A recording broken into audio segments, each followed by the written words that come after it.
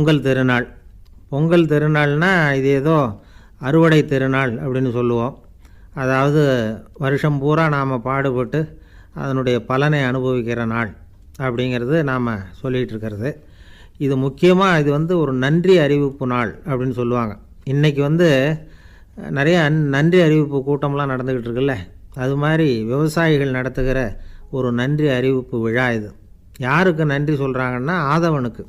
அதாவது சூரியன் இல்லைன்னா விவசாயம் இல்லை. அதனால் ஆதவனுக்கு நன்றி செலுத்துகிற நாளாக இந்த பொங்கல் திருநாளை நாம் கொண்டாடுறோம். அதாவது இந்த பொங்கலில் விவசாயிகள்கிட்டேருந்து நிறைய பண்புகளை நாம் தெரிஞ்சுக்க வேண்டிய நாள் இது. விவசாயிகள் அவங்க விவசாயம் முன்னேறி இருக்கிற அளவுக்கு விவசாயிகளுடைய வாழ்க்கை தரம் முன்னேறலை. அந்த அளவுக்கு அவர்கள் நாட்டுக்காக உழைச்சிக்கிட்டு இருக்கிறாங்க. அந்த காலத்திலே அதை பற்றி ஒரு கதை சொல்கிறது உண்டு. ஒரு வயசான ஆள் நிலத்தில் ஏறு உழுதுகிட்டு இருந்தாராம். கிழிஞ்சு போன ஒரு சின்ன துண்டை தான் இடுப்பில் கட்டியிருந்தாராம். தலையில் ஒரு கந்தலை சுற்றி இருந்தார். உடம்பு பூரா சேரு, ரொம்ப ஏழை. ஏறு ஓட்டிகிட்டு இருக்கிறவர் வேறு எப்படி இருப்பார்? இருந்தாலும் அந்த ஆள் ரொம்ப ஜாலியாக பாட்டு பாடிக்கிட்டே ஏறு உழுதுகிட்டு இருந்தாராம். உடம்புல தான் அவர் ஏழையை தவிர மனசில் ஒரு ஏழையாக தெரியல. அந்த சமயத்தில் அந்த நாட்டு ராஜா அந்த பக்கமாக குதிரை மேலே வந்தாராம். வேட்டைக்கு போயிட்டு பரிவாரங்களோடு திரும்பி வந்துக்கிட்டு இருக்கிறார். ரொம்ப செல்வ செழிப்பில் இருக்கிற ராஜா அவர் இந்த வயசான விவசாயியை பார்த்துருக்கார். இந்த ஆள் ரொம்பவும் ஏழைங்கிறது அவர் பார்த்தாவே பளிச்சுன்னு தெரியுது. கட்டிக்கிறதுக்கு நல்ல துணி இல்லை, உடம்போ இழைச்சி போயிருக்குது, வயிறு முதுகில் போய் ஒட்டிகிட்டு இருக்கு, கண்ணு குழி விழுந்து போயிருக்குது. ஆனாலும் முகத்தை பார்த்தா சந்தோஷமாக இருக்கிற மாதிரி இருக்குது. இவ்வளோ உற்சாகமாக பாடிக்கிட்டு இருக்கிறாரே அப்படின்னு ஆச்சரியமாக நினச்சி பார்த்தார் அந்த ராஜா. சரி, அவர்கிட்ட கொஞ்சம் பேச்சு கொடுத்து பார்க்கலாம் அப்படின்னு முடிவு பண்ணார். ஐயா பெரியவரே, இப்படி கொஞ்சம் வர முடியுமான்னாராம். பொழுது போகிறதுக்குள்ளே நான் இந்த வயல் பூரா உழவு ஓட்டி ஆகணும், அதனால் பேசுகிறதுக்கு நேரம் இல்லை அப்படின்னாராம் அந்த பெரியவர். என்ன அவ்வளவு அவசரமாக? மீதி இருந்தால் நாளைக்கு உழுதக்கூடாதா? அது சரி, உனக்கு எத்தனை ஏக்கர் நிலம் இருக்குது அப்படின்னு விசாரிச்சிருக்கார் ராஜா. எனக்குன்னு சொந்தமாக உள்ளங்கை அளவு கூட நிலம் கிடையாது. இது எங்கள் முதலாளியோட நிலம். இதை பூராவும் உழுது முடித்தாதான் அவர் கூலி கொடுப்பார். நான் கூலிக்கு உழுதுகிட்டு இருக்கிறேன். உங்ககிட்ட பேசிக்கிட்டு இருந்தால் அவருக்கு துரோகம் பண்ணது மாதிரி ஆகிடும் அப்படின்னாராம். ராஜா குதிரையை விட்டு கீழே இறங்கினார். வரப்பில் நடந்து அந்த பெரியவர்கிட்டே போனாராம். சரி, ஒரு நாள் பூரா உழுதா உனக்கு எவ்வளவு கூலின்னு கேட்டிருக்கார். 8 அணா கூலி கிடைக்கும்னாராம் அவர். இது ரொம்ப காலத்துக்கு முன்னாடி நடந்த ஒரு சம்பவங்கிறதுனால அப்போ 8 அணா கூலிங்கிறது ரொம்ப பெருசு. இருந்தாலும் அதுவும் அந்த ராஜாவுக்கு பெரிய கூலியாக தெரியல. இவ்வளவு தானா, இதை வச்சுக்கிட்டு நீ எப்படி காலம் தள்ளுற அப்படின்னாராம். ஒன்றும் கவலை இல்லை அப்படின்னாராம் அவர். ராஜாவுக்கு ரொம்ப ஆச்சரியமாக போச்சு. 8 அணா கூலி வாங்குகிற இந்த ஆள் கவலை இல்லாமல் இருக்கிறார், ஏராளமான வசதியோடு இருக்கிறன்னா கவலை இல்லாமல் வாழ முடியலையே அப்படின்னு நினச்சி பார்த்துருக்கார். அது சரி, 8 அணாவில் எப்படி குடும்பம் நடத்துகிற அப்படின்னு கேட்டாராம். எனக்கு கிடைக்கிற 8 அணாவில் 2 அணா குடும்பத்துக்கு செலவழிக்கிறேன், 2 அணா பழைய கடனுக்கு கொடுக்குறேன், 2 அணா தர்மம் செய்கிறேன், 2 அணா வட்டிக்கு கொடுக்குறேன், ஒரு குறையும் இல்லைன்னாராம். ராஜாவுக்கு ஒன்றும் புரியல. எனக்கு ஒன்றும் புரியலேன்னு இருக்கார். ஐயா, எனக்கும் என் மனைவிக்கும் 2 அணா செலவாகுது. வயசான அம்மா அப்பா இருக்கிறாங்க, சின்ன வயசில் என்னை காப்பாற்றினவங்க அவங்க. அந்த கடனுக்கு 2 அணா செலவாகுது, அது பழைய கடன். என் தங்கச்சி ஒருத்தி ஆதரவு இல்லாத நிலைமையில் தன்னுடைய மகனோட என் வீட்டில் இருக்கிறா. அவளுக்கும் அவள் மகனுக்கும் 2 அணா செலவு பண்ணுறேன், அது தர்மம். எனக்கு 2 பிள்ளைங்க இருக்கிறாங்க, அவங்களுக்கு 2 அணா செலவு பண்ணுறேன், அது வட்டிக்கு கொடுக்கறது மாதிரி. பிற்காலத்தில் அவங்க எங்களை காப்பாற்றுவாங்க. அந்த வகையில் நான் திருப்தியோடு வாழ்ந்துக்கிட்டு இருக்கிறேன் அப்படின்னாராம். ராஜாவுக்கு அர்த்தம் புரிய ஆரம்பிச்சுதான். அந்த பெரிய நிலத்தை விலை கொடுத்து வாங்கி அந்த பெரியவருக்கே தானமாக கொடுத்துட்டாராம். இப்போ உழுதவருக்கே நிலம் சொந்தமாகிட்டுது. அன்னையிலேருந்து அரசனுக்கும் ஆறுதல் கிடைச்சிதான். இப்படி ஒரு கதை சொல்லுவாங்க. 8 அணா வருமானத்தை வச்சுக்கிட்டு எப்படி காலத்தை தள்ளுறதுன்னு சொல்கிறதுக்காக இந்த கதையை சொல்கிறதாக யாரும் தப்பாக நினச்சிக்கக்கூடாது. கிடைக்கிறத எப்படி பங்கு போடுறார், எப்படி திருப்தியாக வாழறார் அப்படிங்கிறது தான் முக்கியம். அது மாதிரி இன்றைக்கு இந்த பொங்கல் திருநாளில் உழவர்கள் மனசு மகிழ்ச்சியாக இருந்ததுன்னா அது எல்லாரும் மகிழ்ச்சியாக இருக்கிறது மாதிரி அர்த்தம். அதனால் அவர்கள்ட்டேருந்து நாம் பாடம் கற்றுக்கணும். சில உழவர்கள் தங்கள் நிலத்தில் விளையிறத தாங்கள் சாப்பிட மாட்டாங்க, அடுத்தவங்கள்ட்ட விற்றுட்டு சந்தையில் போய் வேறு அரிசி வாங்கிட்டு வந்து தான் இவங்க சாப்பிடுவாங்க. அப்படிப்பட்ட விவசாயிகள்லாம் இது உண்டு. பங்கிடுகிற பண்பை உழவர்கள்ட்டேருந்து கற்றுக்கொள்ளுங்கள் அப்படிம்பாங்க. ஒரு ஆள் நிம்மதியாக மகிழ்ச்சியாக இருந்தானா, உங்கள் நிம்மதிக்கும் மகிழ்ச்சிக்கும் என்ன காரணம்னு கேட்டிருக்கார் இன்னொருத்தர். என்கிட்ட இருந்தது பூராவையும் என் பிள்ளைங்களுக்கு சமமாக பங்கு போட்டு கொடுத்துட்டேன், எனக்குன்னு எதுவுமே வச்சுக்கல, அதுதான் நிம்மதிக்கு காரணம்ன்றிருக்கான். உங்ககிட்ட இருந்தது எவ்வளவு இருந்தது அப்படின்னு கேட்டிருக்காரு அவர். மொத்தமாக ஒரு 50,000 ரூபா இருக்கும் அப்படின்னு இருக்கான். அவ்வளவும் பணமாகவே இருந்ததா அப்படின்னு கேட்டிருக்காங்க அவங்க. இல்லைங்க, அவ்வளவும் கடன், அதை தான் பிரித்து கொடுத்துருக்கேன் பிள்ளைங்கக்கிட்ட அப்படின்னு நானும். அவன் எது ரொம்பவும் கஷ்டமான காரியம் அப்படின்னு கேட்டார் ஒருத்தர். ஒருத்தருக்கு ஒருத்தர் சண்டை போடாமல் இருக்கிறது தான் ரொம்ப கஷ்டமான காரியம் அப்படின்னு தோணுது. ஒரு நாட்டுக்கும் இன்னொரு நாட்டுக்கும் சண்டை, நாட்டுக்குள்ளேயே ஒரு குரூப்புக்கும் இன்னொரு குரூப்புக்கும் சண்டை. ஏன் சண்டை போட்டுக்கிறீங்கன்னு கேட்டு பாருங்கள். நாங்கள் சமாதானத்துக்காக தான் சண்டை போட்டுக்கிறோம் அப்படிம்பாங்க. வாழறதுக்காக பிறந்த மனுஷன் லட்சியத்துக்காக உயிரை விட தயார் அப்படின்னு சொல்லிகிட்டு இருப்பான். அப்படி உயிரை விடுறவங்கள நாமளும் பாராட்டுவோம். ஆனால் ஒன்றுமில்லாத விஷயங்களுக்கெல்லாம் சண்டை போடுறவங்களெல்லாம், அப்படிப்பட்டவங்களையும் சரி உயிரை விடுறவங்களையும் சரி என்னென்னு சொல்கிறது, யுத்தங்களாலேயும் சண்டைகளாலேயும் நாம் அடையிறது என்னங்கிறது ஒரு பக்கம் இருக்கட்டும், இழக்கிறது என்ன தெரியுமா? ஏராளமான உயிர்கள். ரத்தம் சிந்துறதுக்கு நான் தயார் அப்படின்னு மார்தட்டி சொல்லலாம். ஆனால் ரத்தம் சிந்தினா உயிர் காத்துக்கிட்டு இருக்க தயார் இல்லை. அதாவது உயிர் நமக்காக காத்துக்கிட்டு இருக்க தயார் இல்லை. இழக்கிற ரத்தத்தை ஈடுகட்டினா தான் உயிரை காப்பாற்ற முடியும். அதனால் இது சம்மந்தமாக ஆராய்ச்சி செய்கிற கட்டாயம் ஏற்பட்டு போச்சு. அதோட விளைவாக புதுசாக ஒன்றை கண்டுபிடிச்சிருக்கிறாங்க. அதுதான் செயற்கை ரத்தப்பொடி. இப்போ இந்த திடீர் சாம்பார் பொடி, திடீர் ரசப்பொடி, திடீர் காப்பி பொடி இப்படிலாம் சொல்கிறோம்ல, அது மாதிரி இது திடீர் ரத்தப்பொடி. இஸ்ரேல் ஒரு சின்ன நாடு, மக்கள் தொகை குறைச்சல், அதோட போர்கள் வேறு. அதனால் காயம்பட்டவங்களை காப்பாற்றியே தீர வேண்டிய கட்டாயம். காப்பாற்றணும்னா ரத்த இழப்பை தடுக்கணும். அப்படின்னா உடனடியாக புது ரத்தம் செலுத்தி ஆகணும். திடீர்னு ரத்தம் வேணும்னா எங்கே போகிறது? அதுவும் கிடைக்கிற ரத்தம் சேர்கிற குரூப்பாக இருக்கணும். ஒரு வேடிக்கை பார்த்தீங்களா, நான் வேறு குரூப்பு நீ வேறு குரூப்புன்னு இவன் சண்டை போடுறான். இதில் அடிபட்டவனுக்கு ரத்தம் கொடுக்க போனால் அதுலேயும் அது வேறு வேறு குரூப்பாக இருக்குது. அது ரத்தமும் வேறு வேறு குரூப்புன்னு சொல்லிகிட்டு இருக்குது. எந்த குரூப்பு ரத்தம் வேணும்? அது உடனடியாக கிடைக்கலன்னா என்ன பண்ணுறது? இப்படிப்பட்ட கஷ்டம்லாம் நமக்கு வந்துடுது. இதுக்காக தான் விஞ்ஞானிகள் இந்த ரத்த பொடியை கண்டுபிடிச்சிருக்கிறாங்க. அதாவது ஒரு ஆள் அடிபட்டு போட்டான்னு வச்சுங்களேன், அவனுக்கு ரத்தம் கிடைக்கல, உடனே என்ன பண்ணலாம்? இந்த சுத்தப்படுத்தப்பட்ட தண்ணீரை கொஞ்சம் எடுத்துக்க வேண்டியது, அதில் இந்த ரத்த பொடியை கரைக்க வேண்டியது. இப்போ இந்த செயற்கை ரத்தம் தயாராகிட்டுது. இதை அந்த ஆள் உடம்புல ஏற்றி விட்டுற வேண்டியது. இயற்கையாக நம்ம உடம்பில் இருக்கிற ரத்தம் என்னென்ன வேலை செய்யுதோ அதே வேலையை இதுவும் செய்யும். அதாவது ஆக்சிஜனை உடம்புல எல்லா இடத்துக்கும் எடுத்துகிட்டு போகுது. அந்த வேலையை இந்த செயற்கை ரத்தமும் செஞ்சுருது. ஆனால் ஒரு விஷயம், இந்த செயற்கை ரத்தம் ஒரு அவசரத்துக்கு தான் உபயோகப்படுத்தலாம், ஒரு முதல் உதவி மாதிரி.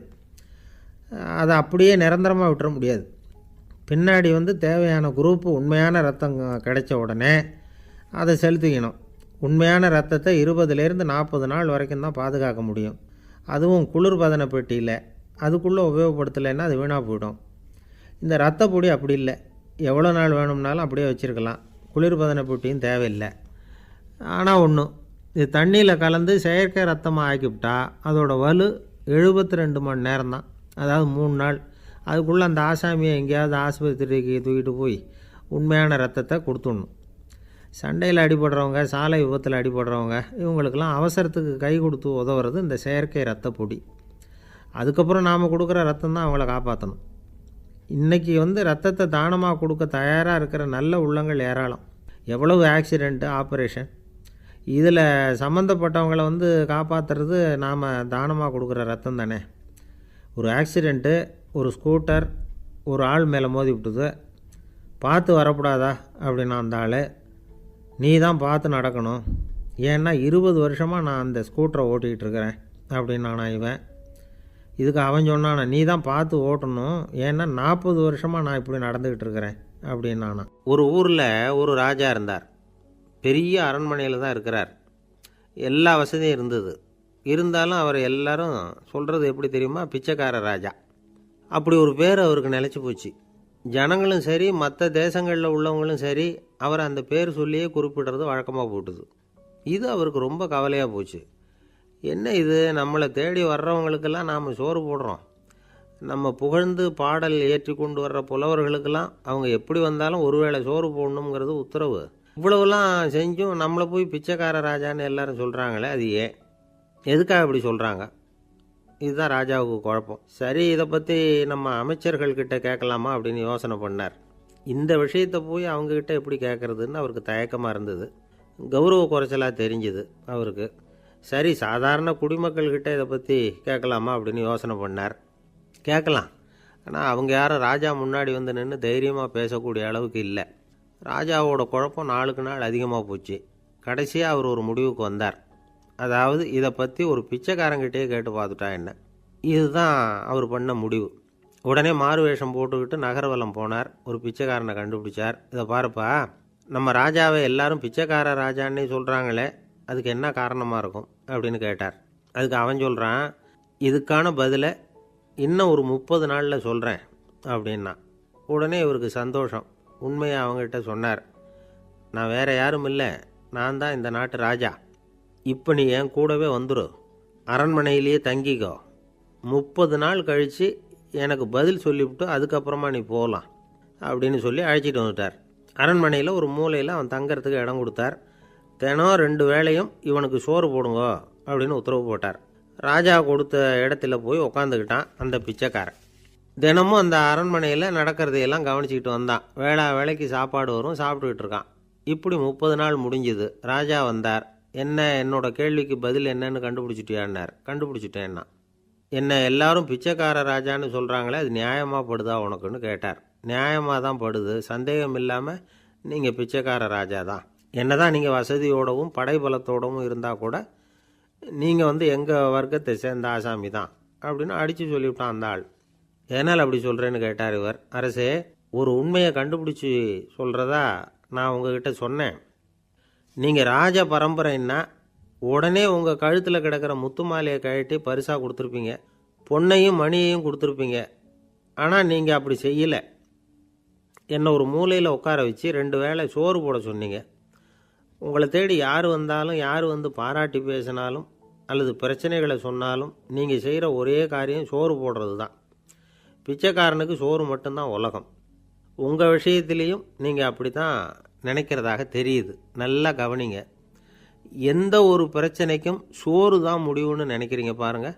நீங்கள் சந்தேகமில்லாத எங்களை சேர்ந்த ஆள் தான் அப்படின்னு விட்டான் அந்த பிச்சைக்காரன்.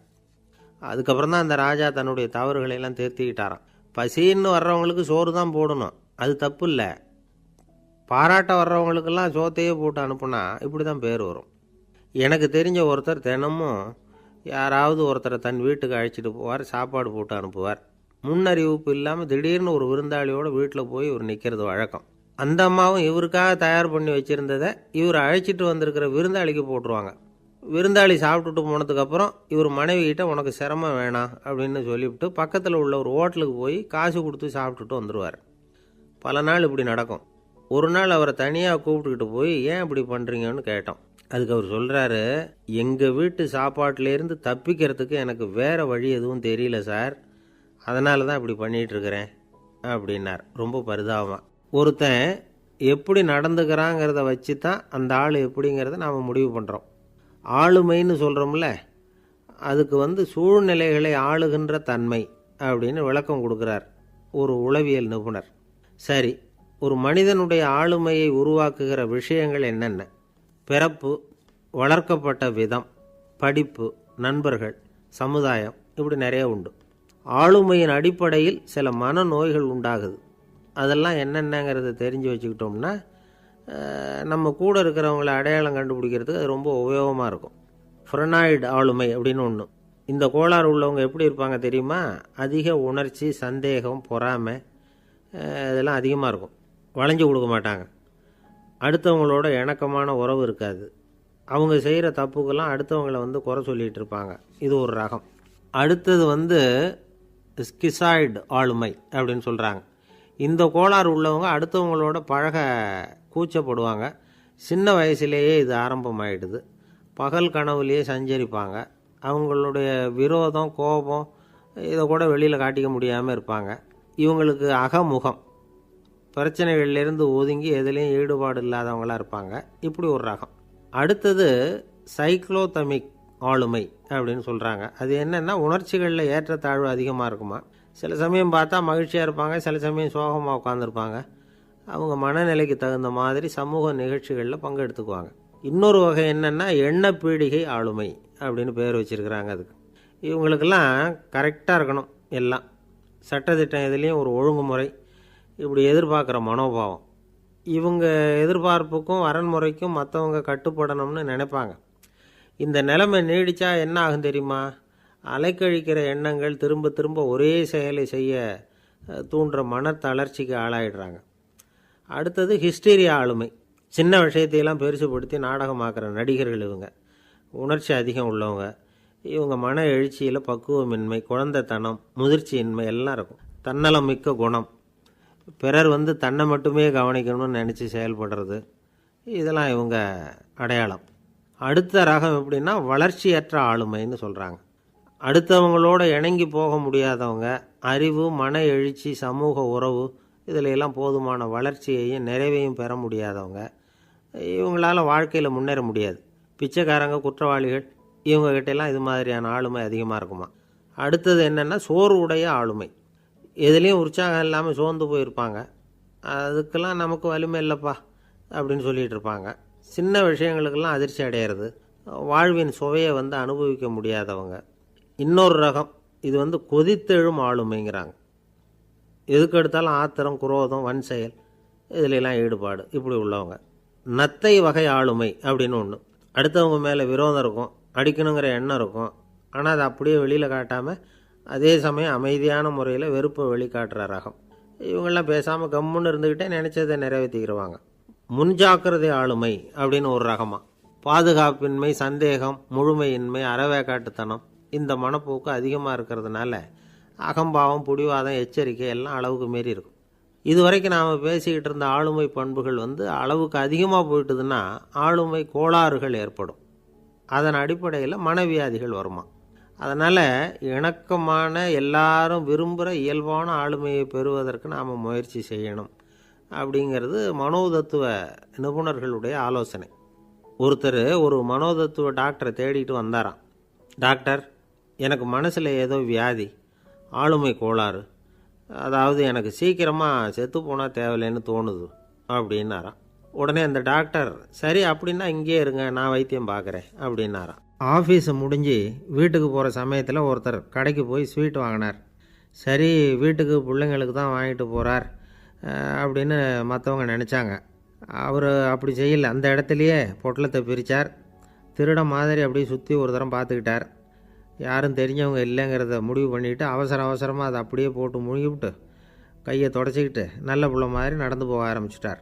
அவர் யாருன்னா, அவரோட பிரச்சனை எல்லாருக்கும் தெரியாது, சில பேருக்கு தான் தெரியும். அதாவது அவர் உடம்பில் சர்க்கரை இருக்குதுன்னு டாக்டர் சொல்லிவிட்டாராம். அதனால் வீட்டில் சர்க்கரையே இவர் கண்ணில் காட்டுறதில்ல. அதனால் இவர் யார் கண்ணிலையும் படாமல் இப்படிப்பட்ட வேலைகள்லாம் செய்கிறது வழக்கம். யாருக்கும் தெரியாமல் இப்படி ஸ்வீட்டை வாங்கி சாப்பிட்டுட்டு அவர் பாட்டுக்கு போயிடுறது. இப்படிப்பட்டவங்களுக்கெல்லாம் கொஞ்சம் ஆறுதலான தகவல் இன்றைக்கி. அது என்னென்னா, நாம் சாப்பிட்ற சர்க்கரைக்கும் நம்ம உடம்பில் உள்ள சில கோளாறுகளுக்கும் அப்படி என்ன தான் சம்மந்தம் இருக்குது. இதை பற்றி சமீபத்தில் சில ஆராய்ச்சிகள்லாம் நடந்திருக்குது. ஏன்னா சர்க்கரைன்னாவே விஷம் மாதிரி அதை பார்க்குறவங்களும் சில பேர் உண்டு. சின்ன பிள்ளைங்களுக்கு வயத்தில் பூச்சி உண்டாகிறதுலேருந்து பெரியவங்களுக்கு நீரிழிவு வர்ற வரைக்கும் எல்லாத்துக்கும் சர்க்கரை தான் காரணம்னு சொல்லிகிட்டு இருக்கிறோம். ஆனால் அந்த அளவுக்கு பயப்பட வேண்டிய அவசியம் இல்லை அப்படின்னு சொல்கிறாங்க. சர்க்கரை வியாதி, இருதய நோய், பித்த நீர்ப்பை நோய், இதெல்லாம் சில நோய்கள்லாம் நாம் சாப்பிட்ற சர்க்கரைக்கும் தொடர்பு இருக்குன்னு நினைக்கிறோம். ஆனால் அப்படி சம்பந்தம் உண்டுங்கிறதுக்கு போதுமான அளவுக்கு ஆதாரம் இல்லை அப்படிங்கிறாங்க ஆராய்ச்சியாளர்கள். ஒரே ஒரு சம்பந்தம் தான் உறுதியாக இருக்குதான். அதுவும் இந்த பல் சிதைவு அப்படின்னு இருக்கு இல்லையா, அந்த சர்க்கரை சாப்பிட்றதுக்கும் இந்த பல் சிதைவுக்கும் சம்பந்தம் இருக்குது அப்படிங்கிறத மட்டும் உறுதியாக சொல்கிறாங்க. சர்க்கரைன்னா நாம் சாப்பிட்ற ஜீனி மட்டும் இல்லை, பழம், காய்கறி, பால், தேன் இப்படி எல்லாத்துலேயும் அது இருக்குது. கேரட்டு கொடுக்குற சத்தில் 88% சர்க்கரை, ஆப்பிள் கொடுக்குற சக்தியில் 95% சர்க்கரை. இது ஜீனி சர்க்கரை, இது ஆப்பிள் சர்க்கரை அப்படிங்கிற வித்தியாசம்லாம் உடம்புக்கு கிடையாது. ரெண்டுமே உடனடியாக சக்தி கொடுக்குது. ஒரு ஸ்பூன் சர்க்கரையில் 16 கலோரி தான் சத்து இருக்குது. அதிகமாக சர்க்கரை சாப்பிட்டா நீரிழிவு வந்துருங்கிறது தப்பான ஒரு அபிப்பிராயம். டயபெட்டிஸுங்கிறது ஒரு மெட்டபாலிக் டிசார்டர். அவ்வளவுதான். அதாவது நாம் சாப்பிட்ற சர்க்கரையை நம்ம உடம்பு திறமையாக உபயோகப்படுத்திக்க முடியல அப்படின்னு அர்த்தம். அதனால தான் அதிகமாக இனிப்பு வேணாம்னு சொல்கிறோம். ஏற்கனவே உடம்பால் முடியாத ஒன்றை மறுபடியும் அது தலையில் சுமத்தி அதிகமாக வேலை வாங்க வேணாமே அப்படிங்கிறதுக்காக தான். ஆகாரத்தில் அதிகமாக சர்க்கரை இருந்தால் அதனால் உடனே சர்க்கரை வியாதி வந்துடும்ங்கிறதுக்கு விஞ்ஞான ரீதியாக போதுமான ஆதாரம் இல்லை. அதனால் எப்போவாவது அதிகமாக ஸ்வீட்டு சாப்பிட்டுட்டா ஐயோ அதிகமாக சாப்பிட்டோமோ என்ன பண்ண போகுது தெரியலையே அப்படின்னு நினச்சி மனசை போட்டு குழப்பிக்க வேண்டியதில்லை. பொதுவாக எதுவுமே அதிகமாக வேண்டாம், எல்லாம் சீராக இருந்தால் போதும். நீரிழிவுங்கிறது புதுசாக வந்துட்ட ஒரு நோய் இல்லை, ரொம்ப காலமாகவே இருக்கிற ஒன்று தான். நம்ம முன்னோர்கள் இதை மதுமேகம் அப்படின்னு சொல்லுவாங்க. அதை கட்டுப்படுத்துறதுக்கு அவங்களே சில வழிமுறையை சொல்லி வச்சுருக்கிறாங்க. அது என்னென்னா வேறு ஒன்றும் இல்லை, இந்த பாவக்காய், முள்ளங்கி, அருகம்புல் அவ்வளவுதான். வெள்ளை முள்ளங்கி இருக்குல்ல, அதை வாரத்துக்கு 3 நாள் சாப்பிட்டுக்கிட்டு வாங்க. நூலுக்கோல் ரொம்ப நல்லது. இல்லைன்னா முள்ளங்கி சாறு 1 ounce சாப்பிட்டுட்டு வரலாம். ரத்தத்தில் சேர்கிற சர்க்கரை அளவு இதெல்லாம் கட்டுப்படுத்துது. சிறுநீரில் காணப்படுகிற சர்க்கரை அளவையும் சமநிலைப்படுத்துது. தினமும் ஆகாரத்தில் கோதுமை, கேழ்வரகு, வெந்தயம், கருவேப்பிலை, சோயாபீன்ஸ் எது கிடைக்குதோ சேர்த்துக்கலாம். இப்படிலாம் செஞ்சுக்கிட்டு வந்தால் அப்புறம் வீட்டுக்கு தெரியாமல் கடையில் போய் நின்றுக்கிட்டு ஸ்வீட் வாங்கி திருட்டுத்தனமாக சாப்பிட வேண்டிய அவசியமே உங்களுக்கு வராது. 2 ஆசாமிகள் கடற்கரையில் உட்காந்து சாவகாசமாக பேசிக்கிட்டு இருந்தாங்களாம். ஒருத்தர் சொன்னார், இன்னொருத்தருக்கு தெரியாமல் ஸ்வீட்டு சாப்பிட்றதே எப்பவும் இடைஞ்சல் தான் சார். நேற்றுக்கு பாருங்கள் அப்படி தான் சாப்பிட்டுக்கிட்டு இருந்தேன், வீட்டுக்காரி கண்ணில் போட்டுவிட்டுது, அதுக்கப்புறம் ஒரே ரகலையாக போச்சு அப்படின்னாராம். எனக்கு கூட அப்படி தான் சார் ஆகிட்டுது, ஒரே ரகலை அப்படின்னாராம் இன்னொருத்தர். நீங்கள் சாப்பிட்டதும் உங்கள் வீட்டுக்காரங்க கண்ணில் போட்டுவிட்டுதா சார் அப்படின்னு கேட்டிருக்கார் இவர். அதுக்கு அவர் சொன்னாராம், அப்படி இல்லை சார், கடைக்காரர் கண்ணில் போட்டுவிட்டுதோ, நான் அவருக்கு தெரியாமல் அந்த ஸ்வீட்டை அவர் கடையிலேருந்து எடுத்திருந்தேன் அப்படின்னு விளக்கம் கொடுத்தாராம் இந்த ஆள். ஒருத்தர் முகத்தை தொங்க போட்டுக்கிட்டு ஒரு மாதிரியாக வந்தார். என்ன விஷயம்னு விசாரித்தேன். என்னுடைய நண்பன் ஒருத்தங்கிட்ட கருத்து வேறுபாடு, இனிமேல் நமக்குள்ளே எந்த சம்மந்தமும் வேணாம்னு நட்பை முறிச்சிட்டு வந்துட்டேன்னா. நண்பர்கள்னு இருந்தால் கருத்து வேறுபாடு வரத்தான் செய்யும்னு. கருத்து வேறுபாடு வராமல் இருக்கிறதுக்கு ஏதாவது வழி உண்டா அப்படின்னு கேட்டாங்க. அதை பற்றி நிபுணர்கள் சில யோசனைகளை சொல்லியிருக்கிறாங்கன்னு. முதல் விஷயம் என்னென்னா, உங்கள் நண்பனுக்கு ஒரு செய்தி சொல்லணும்னா அதை நீங்களே நேரடியாக சொல்லுங்கள், அல்லது உங்கள் கைப்பட கடிதம் எழுதுங்க. அதாவது நேரடி தொடர்பு முக்கியம். அதை விட்டுட்டு இன்னொருத்தர் மூலமாக நண்பர்களுக்கு செய்தி அனுப்புனா நீங்கள் சொல்கிற செய்தி அப்படியே போய் சேராது, அது சேதமாயிடும். கூட்டி குறைச்சி சொல்லிவிடுவாங்க, அது குழப்பத்தில் கொண்டாந்து விட்டுரும். இது ஒரு யோசனை. 2வது யோசனை என்னென்னா, நீங்கள் ஒரு நல்ல காரியத்தை செய்யும் பொழுது உங்கள் நண்பரையும் சேர்த்துக்குங்க, அவருக்கும் அதில் ஒரு ஈடுபாட்டை உருவாக்குங்க. 3வது யோசனை, நம்ம பக்கத்தில் இருக்கிற நண்பர் மகிழ்ச்சி அடைகிற மாதிரி ஏதாவது செய்யணும். சின்ன சின்ன செயல்களாக இருந்தாலும் பரவாயில்ல, அவர் நமக்கு எதுவும் செய்யலையே, நாம் எதுக்கு செய்யணும் அப்படின்னு நினச்சிக்கிட்டு இருக்கக்கூடாது. 4வது யோசனை என்னென்னா, உங்களுக்கு ஒரு பிரச்சனையா அல்லது உங்கள் நண்பருக்கு ஒரு பிரச்சனையா, எதுவாக இருந்தாலும் 2 பேரும் சேர்ந்து உட்காந்து ஆலோசனை பண்ணுங்கள். நம்ம யோசனையும் கேட்கப்படுதே அப்படிங்கிற நினைப்பே அவருக்கு ஒரு மன நிறைவை உண்டாக்குமா. 5வது யோசனை, உங்கள் நண்பர் ஏதோ ஒரு காரியத்தை செய்கிறார், நீங்கள் உடனே அவசரப்பட்டு நீ செய்கிறது தப்புன்னு தீர்ப்பு சொல்லக்கூடாது. அவர் அதை செய்கிறதுக்கான நியாயங்கள் எவ்வளவோ இருக்கும், அதை புரிஞ்சுக்கிறதுக்கு முயற்சி பண்ணணும். 6வது யோசனை, உங்கள் நண்பர் என்ன சொன்னாலும் அதை பொறுமையாக கேளுங்க. அவர் சொல்கிறத புரிஞ்சுக்கணும், அவர் சொல்ல விரும்புகிறத புரிஞ்சுக்கணும், அவர் சொல்ல முடியாமல் தவிக்கிறதையும் புரிஞ்சுக்கணும். இப்படி 3 விதமாகவும் அவரை புரிஞ்சுக்கிட்டு அதுக்கு தகுந்த மாதிரி செயல்படணும். 7வது யோசனை என்னென்னா, உங்கள் நண்பர் உங்ககிட்ட ஏதோ ஒரு கருத்தை சொல்கிறார், அது உங்களுக்கு பிடிக்கல, அதுக்காக உடனே நீ சொல்கிறது சரியில்லை, நான் ஒத்துக்க மாட்டேன் அப்படின்லாம் மறுத்துக்கிட்டு இருக்கக்கூடாது. அவர் சொல்கிறத கேட்கணும், பொறுமையாக சிந்திக்கணும், அதுக்கப்புறம் பதில் சொல்லணும். இப்படிலாம் நடந்துக்கிட்டால் நண்பர்களுக்குள்ள கருத்து வேறுபாடு வர்றதுக்கு வாய்ப்பே இருக்காது அப்படின்னு வல்லுநர்கள் தொகுத்து சொல்லியிருக்கிறாங்க இந்த யோசனைகளை. எனக்கு தெரிஞ்ச சில நண்பர்கள் உண்டு, அவங்களுக்குள்ளேயும் கருத்து வேறுபாடுகள் வராமல் இருக்கிறதுக்கு சில நுட்பங்களை கையாளுறது உண்டு. ஒருத்தர் சொன்னார், அந்த டாக்டர் சின்ன வயசுலேருந்து என் கூட பழகினவர், நாங்கள் 2 பேரும் இணை பிரியாத நண்பர்கள், இருந்தாலும் எனக்கு உடம்பு சரியில்லைன்னா நான் அவர்கிட்ட வைத்தியம் பார்த்துக்க மாட்டேன் அப்படின்னார் ஒருத்தர். ஏன் அப்படின்னு கேட்டேன். எங்கள் நட்பு கெட்டுப்போடக்கூடாது இல்லையா, அதனால தான் அப்படின்னார் இவர். ஒரு மனுஷனுக்கு 3 விதத்தில் கர்வம் உண்டாகிறதுக்கு வாய்ப்பு உண்டு. பணம், பதவி, புகழ். பணம் அதிகமாக வந்தால் கர்வம் வரலாம், பதவி பெருசாக வந்துட்டுதுன்னா கர்வம் வரலாம், புகழ் அதிகமாக போனாலும் கர்வம் வரலாம். இந்த 3 வகையான கர்வத்துக்கும் இடம் கொடுக்காமல் இருக்கிறாங்க பாருங்கள், அவங்க தான் சிறந்த மனிதர்கள். ஒரு பெரிய பொறுப்பில் இருக்கிறவங்களுக்கு கர்வம் வந்துடக்கூடாது. அப்படி வந்துட்டுதுன்னா அது எல்லாருக்கும் இடைஞ்சல். ஒரு ராஜா இருந்தார். அவர் ஒரு நாள் தன்னுடைய தலைநகரத்தை சுற்றி வந்துக்கிட்டு இருந்தார். ஒரு இடத்துல ஒரு அழகான நிலத்தை பார்த்தார். ஆஹா, இந்த இடத்துல நமக்குன்னு ஒரு மாளிகையை கட்டினா எவ்வளோ நல்லாயிருக்கும் அப்படின்னு நினச்சார். ராஜா நினச்சா அது முடியாத காரியமா? சரி, இந்த நிலம் யாருக்கு சொந்தம்னு விசாரிங்க அப்படின்னார் பக்கத்தில் இருந்தவங்கக்கிட்ட. அவங்கெல்லாம் ஓடி போய் விசாரித்தாங்க. அந்த இடம் ஒரு வயசான கிழவிக்கு சொந்தம், வயசான அம்மாவுக்கு சொந்தமாக. அந்த அம்மா தான் அதில் ஒரு குடிசையை போட்டு குடியிருந்துகிட்டு இருக்கிறாங்க. சரி, அந்த நிலத்துக்கு ஒரு விலையை நிர்ணயம் பண்ணி அதை அந்த வயசான அம்மாக்கிட்ட கொடுத்துருங்கோ அப்படின்னு உத்தரவு போட்டார் ராஜா. ஆனால் அந்த அம்மா இது எங்கள் பூர்வீக இடம், இதை விற்க மாட்டேன் அப்படின்னு சொல்லிவிட்டுது. சரி, 2 பங்கு விலை கொடுக்குறோம்னு சொல்லி பாருங்க அப்படின்னாங்க. அப்படியே சொன்னாங்க அரண்மனை ஆட்கள். அதுக்கும் சம்மதிக்கலை அந்த அம்மா. இதை கேள்விப்பட்டதும் ராஜாவுக்கு கோபம் வந்துட்டுது. தன்னுடைய ஆளுங்களை கூப்பிட்டார். போய் அந்த குடிசையை பிரித்து எறிங்க, காசெல்லாம் ஒன்றும் கொடுக்காதீங்க அப்படின்னு கத்தினார். அவ்வளோதான். அடுத்த நிமிஷம் அரண்மனை ஆசாமிகள் போனாங்க, குடிசையை பிரித்து எரிஞ்சாங்க. அந்த வயசான அம்மா இருக்குது, அதுவும் அந்த இடத்த விட்டு துரத்தி விட்டாங்க. அந்த இடத்துல ஒரு அரச மாளிகையை கட்டி முடிச்சிட்டாங்க. அந்த வயசான அம்மா பாவம், ராஜாவே இப்படி பண்ணால் யார்கிட்ட போய் முறையிட முடியும்? ஒரு ஞானி இருந்தார், அவர்கிட்ட போய் சொன்னாங்க. அவர் இவங்க சொன்னதை கேட்டு மனசில் வச்சுக்கிட்டார். ஒரு நாள் அந்த ராஜாவே இந்த ஞானியை கூப்பிட்டார். புதுசாக ஒரு மாளிகை கட்டியிருக்கிறேன், வந்து பாருங்கன்னு. சரின்னு சொல்லி இந்த பெரியவர் ஒரு நாள் அந்த மாளிகைக்கு போனார். சும்மா போகல, ஒரு கழுதையையும் ஓட்டிகிட்டு போனார். கொஞ்சம் சாக்குகள், வெத்து சாக்கு, அதையும் எடுத்து கழுதை முதுகில் போட்டு கழுதையை ஓட்டிகிட்டு போகிறார். ராஜா பார்த்தார்.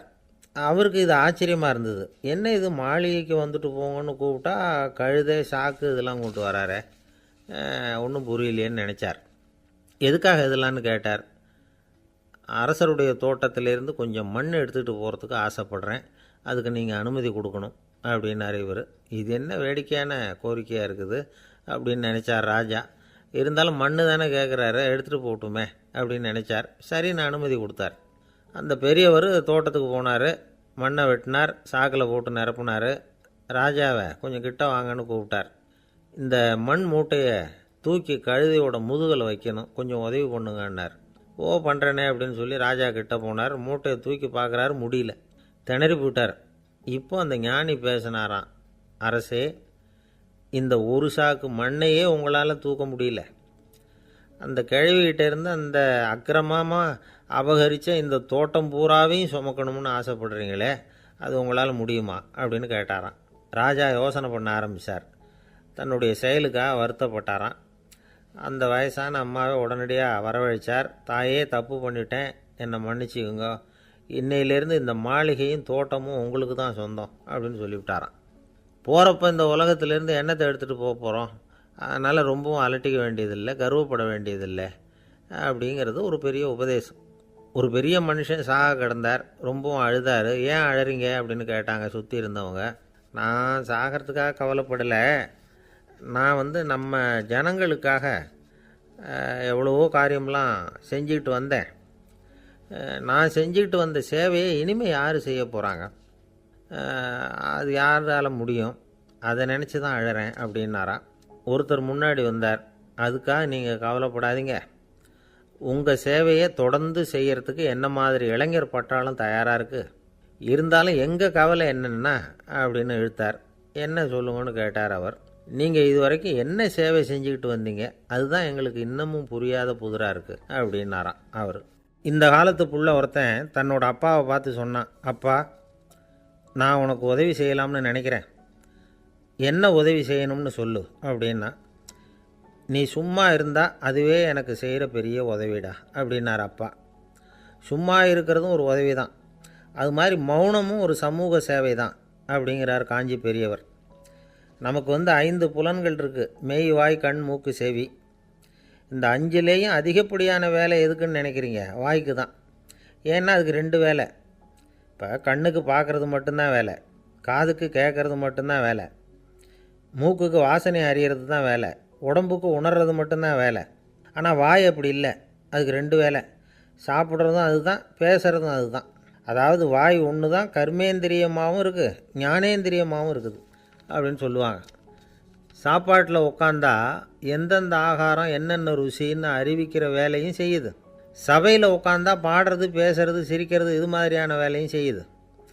இன்னொரு வித்தியாசம், கண்ணு, காது, மூக்கெல்லாம் ஸ்ட்ரெயின் பண்ணிக்கிட்டு வேலை செய்கிறதில்ல. ஒரு ரோஜா பூ பார்த்தா உடனே மூக்கு அப்படியும் இப்படியும் அசைய ஆரம்பிக்கிறதில்ல. ஒரு சங்கீதத்தை கேட்ட உடனே காது ஆட ஆரம்பிக்காது. ஆனால் வாய் அப்படி இல்லை, அது பேசினாலும் சரி சாப்பிட்டாலும் சரி அசைஞ்சு தான் ஆகணும். ஆக மற்றதை விட வாய்க்கு வேலை ஜாஸ்தின்னு தெரியுது. சாப்பிட்றது, பேசுறது அப்படின்னு 2 காரியம் அதுக்கு. இப்படி 2 காரியம் இருக்கிறதுனால அது 2ஐயும் பாதியாக குறைச்சிக்கணுங்கிறது கடவுள் அபிப்பிராயமாக இருக்கணும் அப்படிங்கிறார் காஞ்சி பெரியவர். ஆனால் இப்போ நாம் அப்படியே நடந்துக்கிறோம், அதுக்கு நேர்மாறாக நடந்துக்கிறோம். நாம் சாப்பிட்றதும் அதிகம், பேசுகிறதும் அதிகம், 2 வேலையையும் தேவைக்கு அதிகமாகவே செய்கிறோம். வாய் தான் ரொம்ப ஓவர் ஒர்க்குடு. அதுக்கு ஓய்வு கொடுத்தா உடம்பும் நல்லாயிருக்கும், உலகமும் நல்லாயிருக்கும். மௌன விரதம் இருக்கிறதெல்லாம் எதுக்காக நினைக்கிறீங்க? இதுக்காக தான். இந்த காலத்தில் மௌனமாக இருக்கிறவங்கெல்லாம் மகத்தான தொண்டு செய்கிறாங்க அப்படின்னு தான் சொல்லணும். சத்தம் அதிகமாக போய் தான் சவுண்டு பொல்யூஷன் வருது. அது மட்டும் இல்லை, மௌனமாக இருந்தால் சண்டை சச்சரவே வராது. மௌனம் கலக நாஸ்தி. ஆக இதுவும் ஒரு சமூக சேவை தான். நமக்கு தான் வாய் இருக்குதேங்கிறதுக்காக வசமாக சாப்பிட்றதும் தப்பு, வளவளன்னு பேசுகிறதும் தப்பு. ஒரு கருத்தை சொல்கிறதுக்கு ஒரே ஒரு சொல்லு போதும் அப்படின்னு இருக்கும்பொழுது 2 சொற்களை செலவு பண்ணாதே. எவ்வளவு சொன்னாலும் அதனால் ஒரு பயனும் விளையாது அப்படின்னு தெரிய வருமேயானால் அந்த ஒரு சொல்லையும் விரயம் பண்ணாதே அப்படிங்கிறார் ஒரு அறிஞர். எல்லா குணங்கள்லேயும் மௌனம்தான் சிறந்தது அப்படிங்கிறார் ஒருத்தர். மௌனமாக இருக்கிறது மூலமாக மற்றவர்கள் குறைகளை நம்மால் தெரிஞ்சிக்க முடியும். அதே சமயத்தில் நம்மக்கிட்ட இருக்கிற குறைகளை மற்றவங்களுக்கு தெரியாமல் மறைச்சிக்கவும் முடியுங்கிறார் அவர். உண்மைதானே? ஒரு பெரிய மேடை பேச்சாளர், பொது வாழ்க்கையில் 25 வருஷ காலமாக ஈடுபட்டிருக்கிறவர். அவர் மனைவி ஒரு நாள் சொன்னாங்க, எங்கள் வீட்டுக்காரர் 25 வருஷ காலமாக பொது வாழ்வில் ஈடுபட்டிருந்தா கூட இந்த மாதம் 10ஆம் தேதியிலேருந்து தான் மக்களுக்கு சேவை செய்ய ஆரம்பிச்சிருக்கார் அப்படின்னு நாங்கள் ரொம்ப பெருமையாக. 10ஆம் தேதிக்கு அப்படி என்ன விசேஷம் அப்படின்னு கேட்டோம். அன்னையிலேருந்து தான் அவர் மேடையில் பேசுகிறத நிறுத்தினார் அப்படின்னாங்க அந்த அம்மா. ஒரு நண்பர் அவசரமாக என்கிட்ட ஓடி வந்தார். அப்புறம் சொன்னார், என்னால் நம்பவே முடியல சார், என் பையனை அப்படி அப்படின்னு சொல்லி ஆச்சரியப்பட்டார். உங்கள் பையன் அப்படி என்ன தான் செஞ்சுட்டான் அப்படின்னு கேட்டேன். என்னால் முடியாத ஒரு காரியத்தை அவன் செஞ்சுட்டான் சார் அப்படின்னார். அது என்னன்னு தான் சொல்லுங்களேன். என்ன 5ஆவது வகுப்பில் அவன் ஒரே தடவையில் தேறிட்டான் சார், அதாவது ஒரே அட்டம்ப்டில் பாஸ் ஆகிருக்கான் அப்படின்னார் மூச்சு வாங்க. கஷ்டப்பட்டு பரீட்சை எழுதுனது அவன், இவருக்கு ஏன் மூச்சு வாங்குது?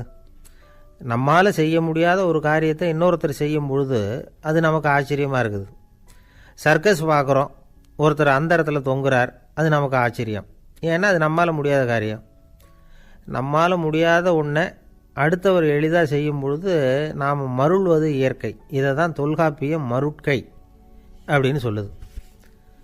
இந்த வியப்பு இருக்குதே, இது 4 வகையில் ஏற்படுறதாக தொல்காப்பியம் சொல்லுது. அது என்ன 4 வகை? முதல் வகை எப்படின்னா புதுமையான அரிய செயல்களை செய்கிறது. 2வது வகை என்னென்னா பெரும் செயல்களை செய்கிறது. 3வது வகை என்னென்னா மிக நுட்பமான செயல்களை செய்கிறது. 4வது வகை என்னென்னா ஆக்கம் தரும் செயல்களை செய்கிறது.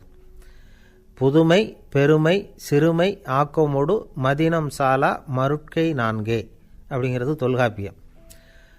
இன்றைக்கி விஞ்ஞானம் புதுசு புதுசாக எதையோ கண்டுபிடிக்குது. ஆரம்பத்தில் அது ஆச்சரியமாக இருக்குது, அப்புறம் அது நமக்கு பழகி போடுது. வானொலி பெட்டி புதுசாக வந்தப்போ ஒரு பெட்டி பேசுதுங்கிறது எவ்வளோ பெரிய ஆச்சரியம். இப்போ யாரும் அதை ஆச்சரியமாக பார்க்குறதில்ல. மதினம் சாலா மருட்கை அப்படின்னு ஒரு சொற்றொடர் வருது பாருங்கள், அதில் கருத்தாழம் உண்டு.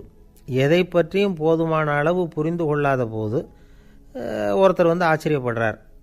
புரிந்து கொண்ட பிறகு ஆச்சரியம் மறைஞ்சு போடுது. மிக நுட்பமான செயல்களும் நம்ம ஆச்சரியப்பட வைக்கும். ஒரு அரிசியில் ஒரு திருக்குறள் எழுதி காட்டுறாங்க, ஒரு முட்டை ஓட்டுக்குள்ளே ஓவியம் தீட்டி காட்டுறாங்க. கருங்கல் சிற்பங்களில் எவ்வளவு நுட்பமான வேலைப்பாடுகளை எல்லாம் பார்த்து ஆச்சரியப்படுறோம். இது மாதிரி ஆக்கப்பூர்வமான அரிய செயல்களை செய்கிறது கூட வியப்பை உண்டு பண்ணும். குப்பை கூலங்களை கூட வாழ்க்கைக்கு பயன்படுகிற பொருளாக மாற்றுகிறவர்கள் இருக்காங்க, அவர்களுடைய செயல் வியப்பு அளிக்குது.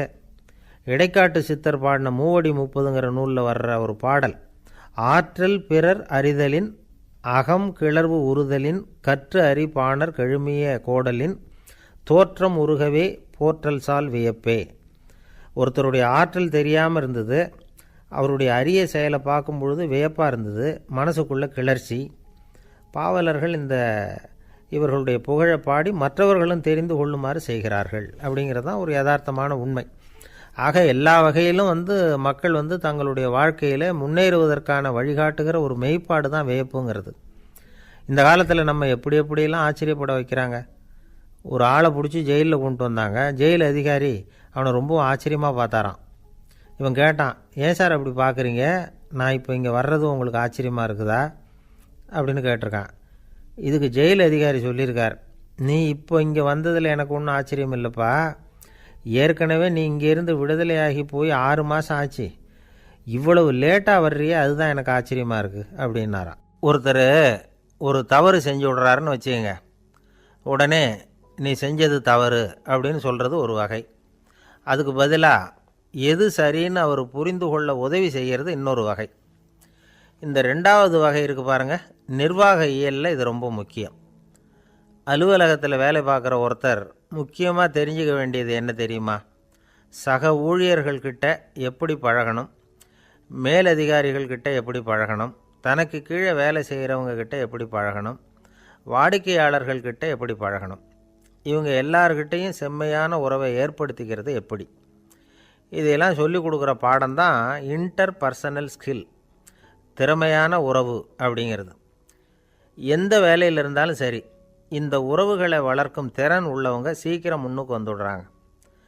மற்றவங்கக்கிட்ட உறவை பலப்படுத்திக்கிறது எப்படி அப்படின்னு தெரிஞ்சுக்கிட்டோம்னா எந்த ஒரு தடையையும் சுலபமாக தாண்டி செய்கிற தொழிலில் முன்னுக்கு வந்துடலாம். ஹார்வர்டு பல்கலைக்கழகத்தில் ஒரு கணக்கெடுப்பு பண்ணி பார்த்தாங்களாம். பார்க்குற வேலையில் எது மாதிரி குணாதிசயம் உள்ளவங்க வேகமாக முன்னுக்கு வர்றாங்க அப்படின்னு தெரிஞ்சுக்கிறதுக்காக இந்த கணக்கெடுப்பு. வெவ்வேறு துறையில் வேகமாக முன்னுக்கு வந்திருக்கிற பல பேரை சந்தித்து இந்த சர்வேயை நடத்தியிருக்கிறாங்க. அவங்க கண்டுபிடிச்சி சொல்லியிருக்கிற உண்மை என்ன தெரியுமா? ஒருத்தர் ஒரு வேலையில் இருந்தால் அது சம்பந்தப்பட்ட சப்ஜெக்ட் பற்றிய அறிவு 35% இருந்தால் போதுமா. ஆனால் உறவுகளை வளர்க்கக்கூடிய திறன், இன்டர் பர்சனல் ஸ்கில்லு 65% வேணும். இப்படி உள்ளவங்க சீக்கிரம் முன்னுக்கு வந்துடுறாங்களாம். அதனால் ஒருத்தருக்கு வேலை சரியாக புரியலைன்னா கூட விவரமாக மற்றவங்கக்கிட்ட பழகிறது எப்படின்னு புரிஞ்சால் போதும், அவர் முன்னுக்கு வந்துடலாம். அலுவலகங்களில் மட்டும் இல்லை, எல்லா இடங்கள்லேயும் இது ரொம்ப முக்கியம். வீட்டுக்குள்ளேயும் இது ரொம்ப முக்கியம், வீட்டுக்கு வெளியேயும் இது முக்கியம். அடுத்தவங்கக்கிட்ட பழகிறது எப்படிங்கிறத தெரிஞ்சிக்காதவன் வாழ்க்கையில் முன்னேற முடியாது. இன்றைக்கி ஆயுதங்களால் காயப்படுத்தி கொள்ளுகிறவர்களை விட வார்த்தைகளால் காயப்படுத்தி கொள்ளுகிறவர்கள் தான் அதிகம். பெரியவங்க என்ன சொல்கிறாங்க தெரியுமா? நீங்கள் இந்த பூமியில் பிறந்ததன் அர்த்தம் பூர்த்தியாகணும்னா அடுத்தவங்களுக்கு உதவி பண்ணுங்க. அடுத்தவங்களுக்கு உதவி செய்ய முடியாவிட்டால் கூட பரவாயில்லை, ஆனால் யாரையும் புண்படுத்தி விடாதீங்க அப்படின்னு சொல்கிறாங்க. எனக்கு தெரிஞ்ச ஒருத்தர் ஒரு அலுவலகத்தில் வேலை பார்க்குறார். அவர் சொல்லுவார், எனக்கு இந்த இன்டர் பர்சனல் ஸ்கில் ரொம்ப அதிகம் சார், சக ஊழியர்கள்கிட்ட ரொம்ப சுமூகமாக நடந்துக்குவேன். என் கூட வேலை பார்க்குற ஒருத்தருக்கு ஏதாவது ஒரு கஷ்டம்னா அந்த சமயத்தில் அவர் செய்ய வேண்டிய வேலையை நான் செஞ்சுருவேன் சார் அப்படிம்பார். நான் அவர்கிட்ட சமீபத்தில் அப்படி ஏதாவது செஞ்சுருக்கீங்களா அப்படின்னு கேட்டேன். செஞ்சுருக்கேன் சார். போன வாரம் புதன்கிழமை ஆஃபீஸில் என் பக்கத்து சீட்டுக்காரருக்கு வயிற்று வலி, உடனே நான் மெடிக்கல் லீவ் போட்டுவிட்டு எங்கள் வீட்டுக்கு போயிட்டேன் சார் அப்படின்னார். ஒரு அம்மா தெருவில் உட்காந்து என்னத்தையோ தேடிட்டு இருக்கிறாங்க. அந்த அம்மா ஒரு சூஃபி ஞானி. அவங்க பேர் என்னென்னா ரபியா அல் அடாவியா. அந்த அம்மாவுக்கு கண் கூட தெளிவாக தெரியாது. அந்த பக்கமாக வந்த சில பேர் இவங்களுக்கு உதவி செய்கிறதுக்காக வந்தாங்க. என்ன தேடிகிட்டு இருக்கிறீங்க அப்படின்னு கேட்டாங்க. இதுக்கு அந்த அம்மா, அந்த கேள்வி அவ்வளோ முக்கியத்துவம் இல்லை, நான் தேடிகிட்டு இருக்கிறேன், உங்களால் முடிஞ்சால் எனக்கு உதவி பண்ணலாம் அப்படின்னாங்களாம். உதவி செய்ய வந்தவங்களுக்கு ஆச்சரியம். எதை தேடுறோங்கிறது தெரியாமல் இப்படி ஏன் நேரத்தை செலவழிக்கிறீங்க, நாங்கள் எப்படி உங்களுக்கு உதவ முடியும், எங்களுக்கு ஒன்றும் புரியலையே அப்படின்ட்டுருக்காங்க.